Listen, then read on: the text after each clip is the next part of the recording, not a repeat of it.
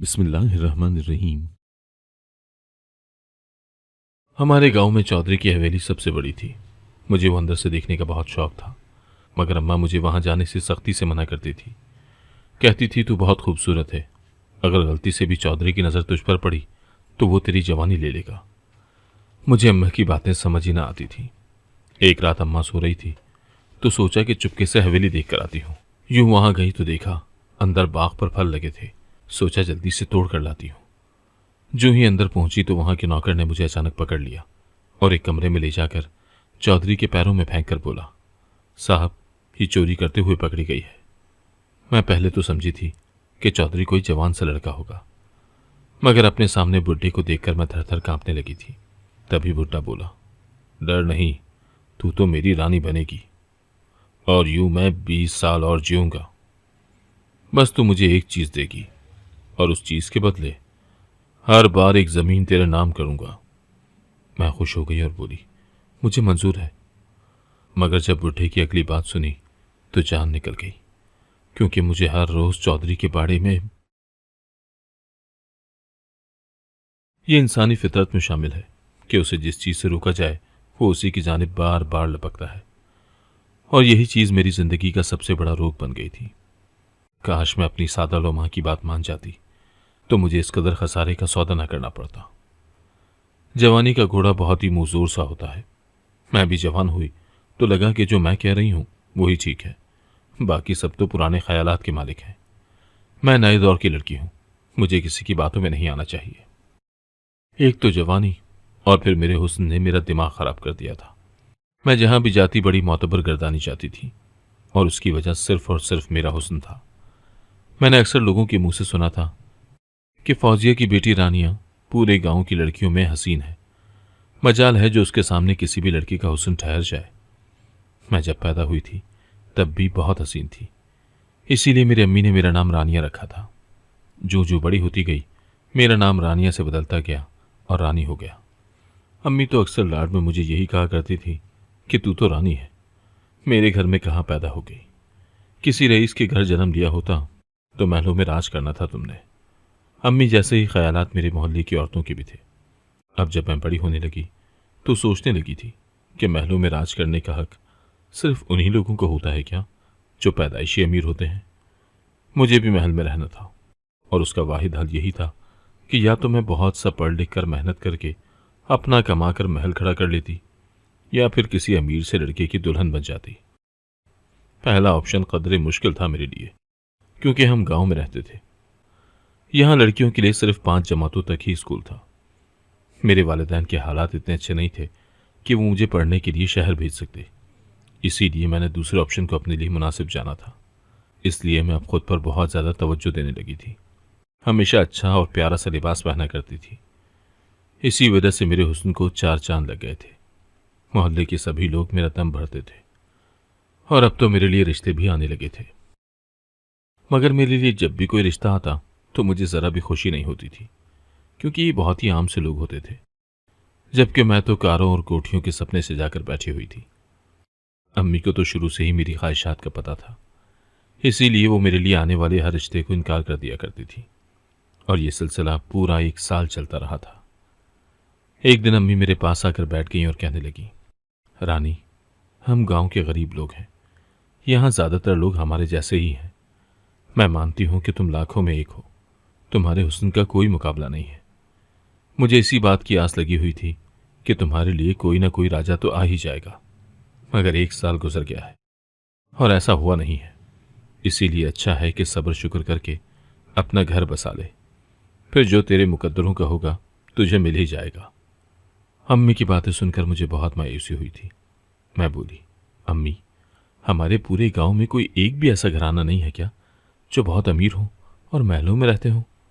अम्मी कहने लगी, यहाँ सिर्फ चौधरी ही महलनुमा कोठी में रहते हैं, मगर तू तो उनके मुतालिक जानती ही है, इसीलिए उनका जिक्र फजूल है।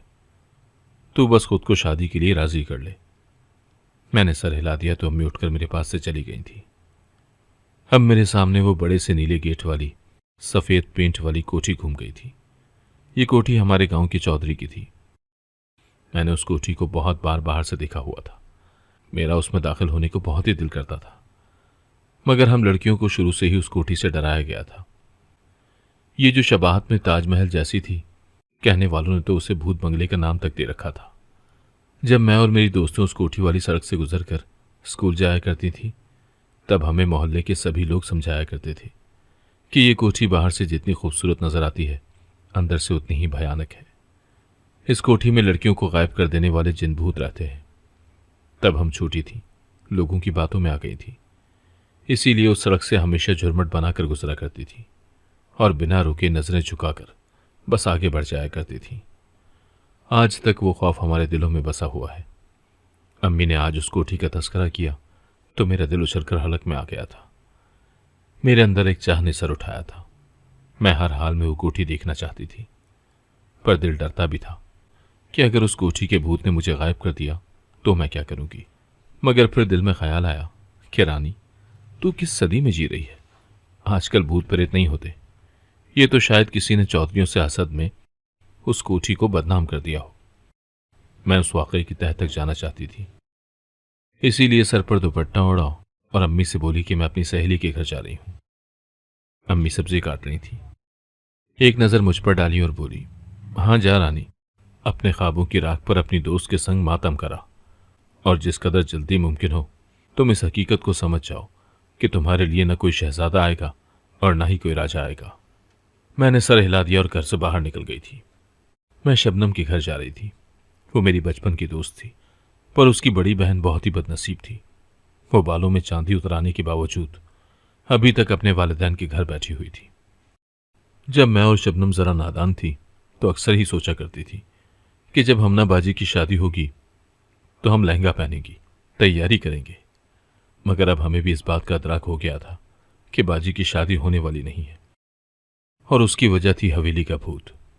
किसी ने हमें बताया था कि बाजी पर हवेली में बसने वाले भूत ने साया कर दिया है, इसी वजह से अब उनकी कभी भी शादी नहीं होगी। मैं शबनम के घर पहुंची तो उदास और गमजदा सी हमना बाजी के साथ सामना हो गया था। मेरी जानिब देखकर उनके चेहरे पर मुस्कुराहट फैल गई थी। कहने लगी, तुम कहाँ फिर रही हो? मैं बोली, बाजी मैं जरा शबनम से मिलने आई हूं। वो कहने लगी, अच्छा वो तो अभी घर पर नहीं है, अम्मी के साथ खाला की तरफ गई हुई है। तुम ऐसा करो कि मेरे पास आकर बैठ जाओ, जब अम्मी आ जाएंगी तो उनके साथ घर चली जाना। तुम जवान जहां हो और बेहद हसीन भी हो, यूं अकेली घर से मत निकला करो। उनके लहजे में अनजाने खौफ बोल रहे थे। मैंने सोचा कि वाह रे रानी, मौका तो बहुत अच्छा है, आज इसी वक्त बाजी से हवेली वाली भूत के मुतालिक जान लो, फिर न जाने कोई सच बताएगा भी या नहीं। मैं अभी भी दरवाजे पर ही खड़ी थी, इसीलिए बोली, नहीं नहीं बाजी, मैं फिर आ जाऊंगी। दरअसल मैं जरा चौधरियों की कोठी देखने जा रही हूँ। अम्मी से तो यही कहकर आई थी कि शबनम के पास जा रही हूँ। अब वो है नहीं तो मैं अपनी देरीना ख्वाहिशें पूरी कर लेती हूँ। अम्मी को तो इल्म भी नहीं होगा कि मैं कहाँ गई हूँ।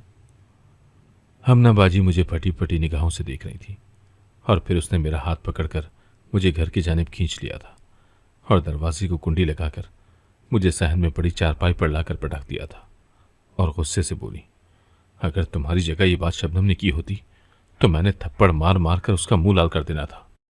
मगर मैं तुम्हें सिर्फ वार्निंग दे रही हूं कि आज के बाद अपने मुंह से ऐसे अल्फाज हरगिज मत निकालना। अगर मैंने ऐसा वैसा कुछ सुना भी ना तो फिर मैं हाथ उठाने से भी पास नहीं आऊंगी। तुम आज के बाद उस हवेली का जिक्र भी मत करना। तुम्हें इल्म नहीं है क्या, मेरे साथ की तमाम लड़कियां ब्याही गई हैं, वो अपने अपने घरों में आबाद हैं, अपने बाल बच्चों के साथ खुशियों भरी जिंदगियां गुजार रही हैं, जबकि मैं यहां कैद तन्हाई काट रही हूं, और ये सब उस भयानक हवेली की मरहून मिन्नत है। मैं बोली, हमना बाजी, आखिर उस हवेली में ऐसा भी क्या है कि सब लोग उससे बिदकते हैं? अगर आप मुझे वही बचपन वाला किस्सा सुनाएंगी कि जिन होते हैं या भूत होते हैं तो मैं आपकी बात का यकीन नहीं करूंगी। तब बाजी के चेहरे पर अफसोस उभर आया था। वो कहने लगी, कुछ लोग भी भूतों की तरह ही होते हैं। मेरी जिंदगी तबाह करने वाला भी एक भूतनुमा इंसान था। इस हवेली का चौधरी ही भूत है। हुस्न उसकी कमजोरी है। उसकी नज़र जिस हसीन लड़की पर भी पड़ जाए तो फिर उसको वो अपना बनाने की कोशिश करता है और वो लड़कियों की जिंदगियां तबाह कर देता है।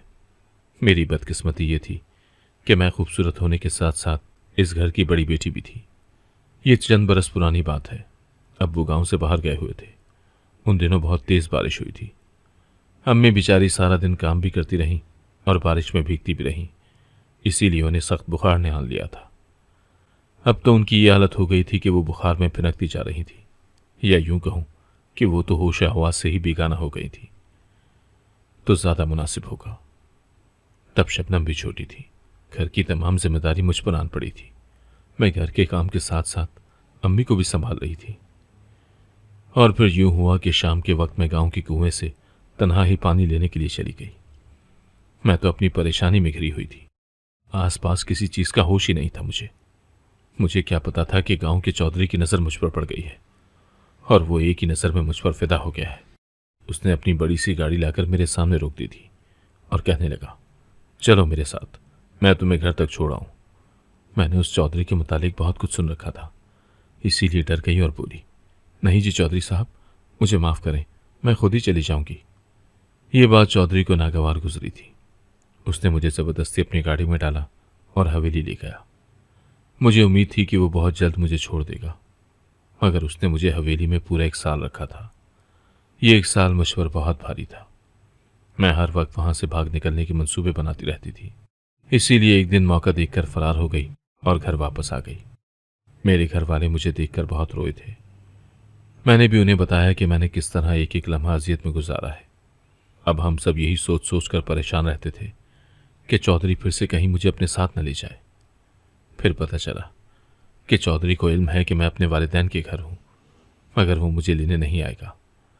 उसने कहा है कि हमारा यही उसूल है कि एक बार जो लड़की यहां से चली जाए वो वापस नहीं आ सकती। उस दिन मुझे सुकून का सांस आया था, मगर हवेली से निकल जाने के बाद मुझे किसी ने भी नहीं अपनाया। मैं हक्का बक्का सी खड़ी हमनाबाजी की कहानी सुन रही थी। वो बोली, मुझे यकीन है आज के बाद तुम उस हवेली का जिक्र भी नहीं करोगी। मैंने सर हिला दिया और बोली, बाजी, आपके साथ जो कुछ भी हुआ है मुझे उसका बहुत अफसोस है।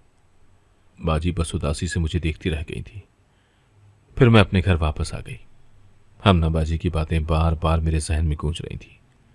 मैं इस नतीजे पर पहुंची थी कि शायद गांव का चौधरी दिलो जान से हमनाबाजी पर फिदा हो गया हो और हमनाबाजी ने ही बेवकूफ़ी दिखा दी हो।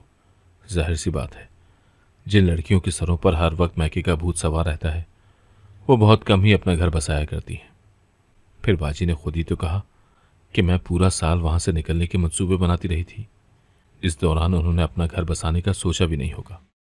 देखा जाए तो एक तरह से बुरा तो चौधरी के साथ ही हुआ था ना। उसकी मोहब्बत भी उसे छोड़कर भाग गई और फिर बदनामी भी मुकद्दर बन गई थी। मैं अपनी ही सोचों में गुम बैठी थी जब अम्मी ने मुझे आकर झिझोड़ दिया था। वो कहने लगी, क्या बात है, तुम जब से बाहर से आई हो कुछ परेशान लग रही हो। मैं बोली, अम्मी, मैंने मान लिया है कि मेरी किस्मत में कोई राजा नहीं है, पर मैंने तो हमेशा से ही कोठियों और हवेलियों में बसने के ख्वाब देखे थे। अब यह हकीकत तस्लीम करना बहुत मुश्किल है। मैं चाहती हूं कि एक बार चौधरियों की हवेली देख कर आऊं, ताकि हवेली में बसने का अरमान भी चला जाए। अम्मी ने मेरी बात सुनी तो उनका चेहरा जर्द पड़ गया था। वो कहने लगी, रानी, तुमने ये बात की तो कैसे की? अगर तुम्हें कुछ हो गया तो मैं तो जीते जी मर जाऊंगी। रानी, आज के बाद ऐसी बात कभी अपने मुंह से भी मत निकालना। मैं बोली, आखिर आप मुझे वहां जाने से क्यों मना करती हैं? तब अम्मी बोली, उस हवेली का चौधरी बहुत ही बुरा इंसान है। हुस्न उसकी कमजोरी है। वो तुम्हें देख लेगा तो तुम्हारी जवानी ले लेगा। मैं अकेली औरत क्या करूंगी तुम्हारे लिए? कुछ भी नहीं कर पाऊंगी। इसीलिए तुम्हें मेरे सर की कसम है कि दोबारा कभी उस हवेली में जाने का सोचना भी मत। तब तो मैं चुप कर गई थी, मगर दिल में यही ख्याल था कि मैं वहां जरूर जाऊंगी। मुझे रह रहकर उस चौधरी का ख्याल आ रहा था। मुझे ऐसा ही लगता था कि एक औरत किसी भी किस्म के मर्द को सुधार सकती है। मोहब्बत सब कुछ बदल सकती है। मोहब्बत देकर किसी भी आदमी को अपना असीर बनाया जा सकता है। अगर चौधरी मुझे देखकर पसंद कर लेता तो इसमें मेरा ही फायदा था। मैंने तो ठान लिया था कि मैं अब हवेली देखने जरूर जाऊंगी। आगे फिर ये मेरी किस्मत पर मुनहसर था कि क्या होता है। बस अब मुझे मुनासिब मौके की तलाश थी। मैं हरदम सपनों के महल में रहती थी। मैंने चौधरी की एक झलक देख रखी थी। वो बहुत ही खूबसूरत सा मर्द था, ऐसा इंसान जिसके साथ कोई भी औरत रहने की ख्वाहिश कर सकती है। मैं बहुत दिनों से जिस चीज की मुंतज़िर थी, जो मौका मुझे चाहिए था, आखिरकार मुझे मिल ही गया था। रात के वक्त मेरी आंख खुली तो मैं उठ बैठी थी। टाइम देखा तो अभी फ़कत 12 ही बजे थे। मैंने अम्मी की तरफ देखा तो वो बेसुध सो रही थी। दिल में ख्याल आया कि क्यों ना आज मैं हवेली देख ही आऊं। मैं जल्दी से उठी और सियाह चादर में खुद को ढांप कर घर से बाहर निकल गई थी। लोग जिस हवेली से डरते थे मैं उसी की तरफ जा रही थी, खुद अपनी मर्जी से, जानबूझकर। अगर मुझे अपने अंजाम की खबर होती तो मैं शायद ये कदम कभी भी नहीं उठाती।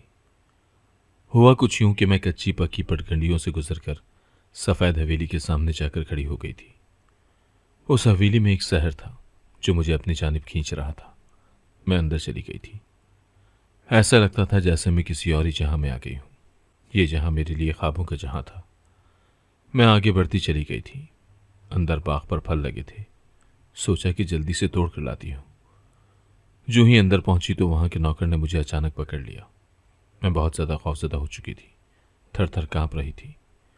वो मुलाजिम बोला, मैं तुम्हें अभी चौधरी साहब के आगे पेश करता हूं, फिर वो तुम्हारे इस अमल की सजा का तयन करेंगे।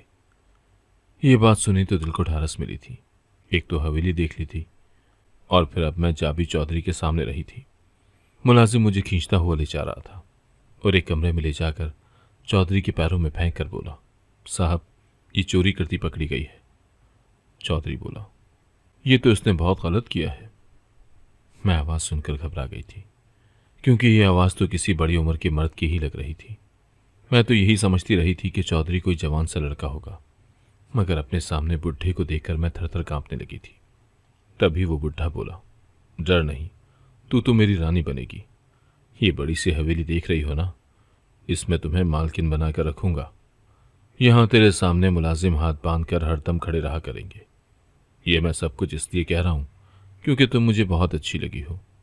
मैं तुम्हें अपनी रानी बनाकर रखूंगा और यूं मैं 20 साल और जीऊंगा। मैं उस बुढ़े चौधरी की बातें सुनकर हैरान रह गई थी। मैं उसके चेहरे की जानिब तकती जा रही थी। तब वो बोला, परेशान मत हो, मैं ये सारी बातें यूं ही नहीं कर रहा। मैं 20 साल इसलिए जीऊंगा क्योंकि तुम मुझे एक चीज़ दोगी और उस चीज़ के बदले हर बार एक ज़मीन तेरे नाम करूंगा। तुम लखपति हो जाओगी। मैं खुश हो गई थी। मेरी किस्मत में जवान चौधरी नहीं था तो क्या हुआ, मैं इस हवेली में रहकर चौधरी से बहुत कुछ हथिया सकती थी और फिर तलाक लेकर इस गांव से हमेशा हमेशा के लिए दूर चली जाती। मैं और अम्मी अपनी ज़िंदगी नए सिरे से शुरू कर सकते थे। मैं बोली, मुझे मंजूर है। मगर बुढ़े की बात सुनी तो जान निकल गई, क्योंकि मुझे हर रोज़ चौधरी के बाड़े में मैं लर्जा कर रह गई थी और बोली, नहीं नहीं, ये नहीं हो सकता। चौधरी के चेहरे पर मकरूह मुस्कुराहट फैल गई थी। वो बोला, क्यों नहीं हो सकता? तुमने जब एक बार हाँ कह दिया है तो पीछे क्या बचा? जाओ, तुम मौलवी और गवाहों का इंतज़ाम करो। मैं इसी वक्त निकाह करना चाहता हूँ। तब मेरे दिमाग ने काम करना शुरू कर दिया था। मैं बोली, चौधरी साहब, निकाह तो दिन दिहाड़े होते हैं, सबसे छुपकर तो गुनाह किया जाता है। आप सुबह होने तक का तो इंतज़ार करें। मैं ये सब फ़कत इसीलिए कह रही थी ताकि मुझे सुबह तक का तो वक्त मिल जाए और मैं इस हवेली से फ़रार होने की कोई राह तलाश कर लूँ। मगर चौधरी ने मुझे इस चीज़ का मौका नहीं दिया था। शायद उसने हवेली में अपने लिए पहले ही मौलवी साहब का इंतज़ाम कर रखा था, क्योंकि चौधरी जैसे बददियानत लोगों का क्या है, उन्होंने तो निकाह को खेल बना कर रखा हुआ था। और फिर ऐसे लोगों को तो किसी भी वक्त मौलवी की ज़रूरत पड़ सकती है। यूं चौधरी ने रात के 2 बजे मुझसे निकाह कर लिया था और मुझे अपनी बीवी बनाकर कमरे में ले गया था। अब मुझे अपने बचपन की वो सारी बातें और किस्से याद आने लगे थे। किसी ने सच ही तो कहा था कि इस हवेली में जिन भूत रहते हैं। ये बुढ़ा चौधरी किसी जिन भूत से कम तो नहीं था। अब मुझे रह रहकर अपनी अम्मी की बातें याद आ रही थी। वो मेरे सामने रोया करती थी, हाथ तक जोड़ती थी कि इस हवेली के मुतालिक सोचना भी मत। मेरे सर पर शौहर का हाथ नहीं है, मैं तुम्हारे लिए कुछ भी नहीं कर पाऊंगी। मगर सच तो यह है कि जिस लड़की का बाप हयात हो वो भी चौधरी के सामने पर नहीं मार सकता। क्या मुझे हमनाबाजी भूल गई थी? वो तो बाप के होते हुए भी चौधरी की कैद में रही थी। मैंने खुद को बहुत कोसा कि अगर मैं इस हवेली में आने का इरादा रखती थी तो फिर मैंने क्यों बाजी से ये नहीं पूछा कि आप वहां से कैसे फरार हुई थी। अब मैं थी और पहाड़ जितनी जिंदगी। सुबह हुई तो कमरे के दरवाजे पर जोर जोर से दस्तक हुई थी। मैंने उठकर दरवाज़ा खोला तो चौधरी ही की उम्र की एक औरत तन फन करती हुई कमरे में दाखिल हो गई थी। उसने मेरे मुंह पर इस कदर जोर से थप्पड़ मारा था कि मैं गिरते गिरते बची थी। वो कहने लगी, बदजात, तुम जैसी लड़कियों के लिए सारे मर्द मर गए हैं क्या, जो इस हवेली में मुंह उठाकर घुस आती हो? मगर मेरी एक बात कान खोल कर सुन लो, इस हवेली समेत हर चीज की मालकिन कल भी मैं ही थी और आज भी मैं ही हूं। तुम जैसी बहुत आई और बहुत गई। मैं इस हवेली की चौधराइन हूं। मेरा मर्तबा और मकाम मुझसे कोई नहीं छीन सकता। मैं रोने लगी थी और हाथ जोड़कर बोली, चौधराइन जी, मैं यहां आपसे ना तो मुकाबलाबाजी करने आई हूं और ना ही आपका मर्तबा छीनने की जसारत कर सकती हूं। मैं तो फकत ये खूबसूरत सी हवेली देखने आई थी। मगर मुझे इस बात का कहाँ इल्म था कि मेरे साथ ये सब हो जाएगा।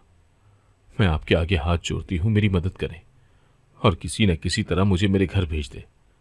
मैं यहां जिंदा नहीं रह पाऊंगी, मेरा जी घुट रहा है यहां।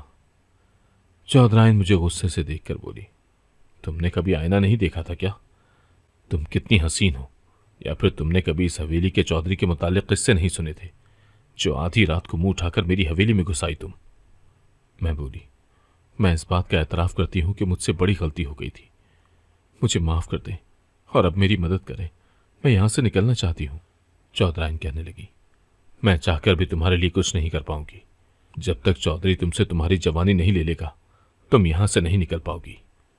चौधराइन वापस चली गई थी, जबकि मैं खाली हाथ और खाली दिल रह गई थी। मेरा अब जीने को भी दिल नहीं कर रहा था।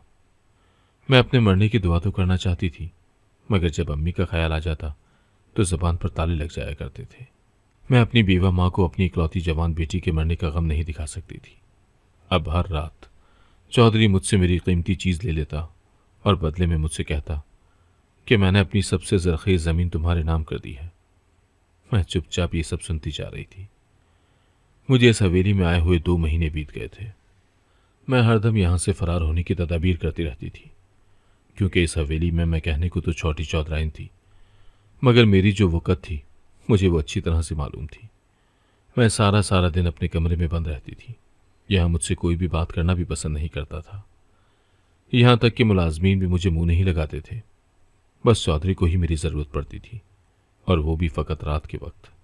जैसे ही सहर होती, मैं चौधरी के लिए एक बेकार सी चीज़ बन जाया करती थी।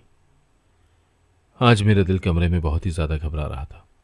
इसीलिए मैंने सोचा कि जिस हवेली के लालच में मैंने अपनी ज़िंदगी बर्बाद कर डाली है, मुझे कमरे से निकलकर उसे तो देख लेना चाहिए।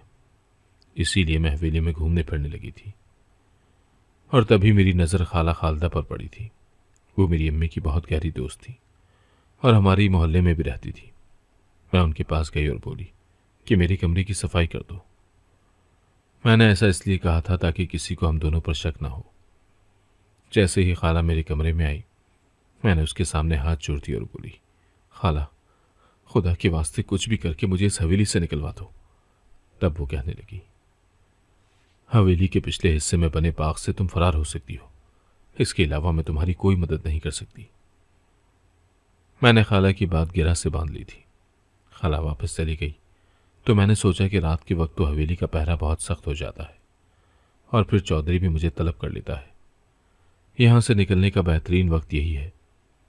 यह ख्याल आते ही मुझ में बिजली सी दौड़ गई थी।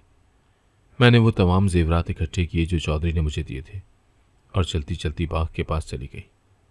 वहां कोई भी नहीं था और न ही किसी को मुझ पर शक पड़ा था। मैं ये सब कुछ कर भी सकती थी। मैं आराम से वहां से फरार हो गई थी। अभी शाम भी नहीं हुई थी। अम्मी ने मुझे देखा तो दंग रह गई थी। मेरे गले लगकर फूट फूट कर रोने लगी। मैंने एक झटके से खुद को अम्मी से जुदा किया और बोली, अम्मी, ये रोने का वक्त नहीं है, चले मेरे साथ। हम दोनों माँ बेटी बस के अड्डे पहुंच गए। मैं हमेशा हमेशा के लिए गांव से फरार हो गई थी। अम्मी ने मुझसे पूछा था कि उस हवेली पर तुम पर क्या गुजरी, तो मैं अपने सर से चादर उतारकर अम्मी के सामने खड़ी हो गई थी। अम्मी मेरे आधे मुंडे हुए सर को देखकर हैरान रह गई थी। वो बोली, ये सब क्या है? तब मैं बोली, अम्मी, चौधरी हर रात मुझे बाड़े में ले जाता और मेरे बालों की एक लट काट कर आग में डाल देता और फिर सारी रात मुझे दुल्हन के रूप में अपने सामने बिठाए रखता और कहता कि इस तरह से मैं जवान हो जाऊंगा, मैं तुमसे तुम्हारी जवानी ले लूंगा। मैं तो चौधरी की बातें समझने से कासिर थी। उसने मुझे हाथ तक नहीं लगाया था। वो बस मेरे बालों का दुश्मन था। अम्मी ने मेरी बात सुनी तो रोने लगी और बोली, अल्लाह का लाख लाख शुक्र है कि उसने तुम्हें महफूज रखा। बालों का क्या है, वो फिर से आ जाएंगे। मैंने हवेली से लिया हुआ सोना बेच दिया था और एक अच्छी जिंदगी बसर करने लगी थी, मगर मुझे आज भी हवेली का भूत यानी चौधरी ख्वाब में आकर डराता है। न जाने वो मुझसे क्या चाहता था। खैर, मैं हवेली में जाकर चौधरी से खुला का मुतालबा नहीं कर सकती। मुझे समझ नहीं आता कि आगे मुझे क्या करना चाहिए। क्या सारी जिंदगी चौधरी के नाम पर गुजार देनी चाहिए या फिर किसी मौलवी साहब से फतवा लेकर आगे बढ़ जाना चाहिए? अपनी कीमती राय से जरूर आगाह करें। अगर आपको आज की कहानी पसंद आई है तो वीडियो को जरूर लाइक कीजिएगा और अपने दोस्तों के साथ भी शेयर कीजिएगा। और हाँ, अगर आपने अभी तक हमारा चैनल सब्सक्राइब नहीं किया तो जरूर सब्सक्राइब करें। मिलते हैं कल एक नई और दिलचस्प कहानी के साथ। अल्लाह हाफिज।